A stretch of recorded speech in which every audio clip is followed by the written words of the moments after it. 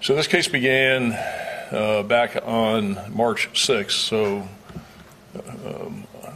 4 years ago, 2015, 4 years ago tomorrow. Deputies were called to 530 Nattingham Close, which is an address in Palm Harbor. And we were called because it had been reported to us that 85-year-old Anthony Tomaselli, Tomaselli, had passed away, and reported by his daughters, Linda Roberts, who is now 62 years old, and Mary-Beth Tomaselli, who is 63 years old. And they reported that their father had been ill. He had cancer, he had dementia. And the story they told when deputies responded back in 2015 was that they had taken their dad for a ride to the beach on the previous evening, which would have been March 4th.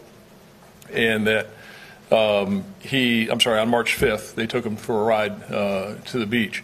And that he came back and laid down on the couch and he went to sleep. Both Linda and Mary-Beth stated that the next morning, which was March 6th, that they woke up somewhere around 6 o'clock a.m. and he was deceased. He wasn't breathing. They said that they began CPR and they called 911. Pinellas County Sheriff's deputies and EMS responded, and paramedics pronounced Anthony deceased at the scene. There were no signs of foul play, no signs of criminal activity. Nothing didn't indicate anything other than Anthony's death was of natural causes given his advanced age and his medical condition of having dementia and having cancer. The death was classified as natural and the case was closed. On February 13th of 2019, so a few weeks ago, we received a call from a male subject who stated that he had become friends with Mary-Beth and he had met her approximately August of 2018, September of 2018, and he met her at a bar here in Pinellas County. They developed a sexual relationship, and Mary-Beth subsequently introduced her sister, Linda, to this same male subject. Linda is married, but the male subject and Linda Roberts began a sexual relationship as well.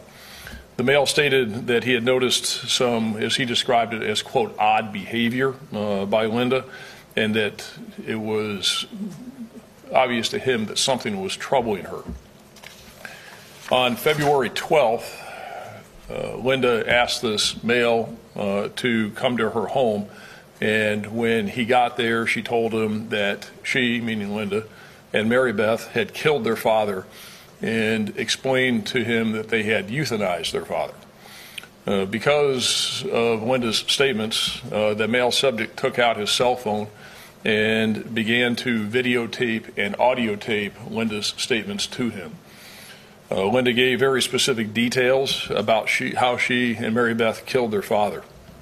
The next day, which was the 13th of February, the male contacted the sheriff's office and spoke with homicide detectives and conveyed what Linda had told him the previous day and provided us with a copy of the video and the audio tape.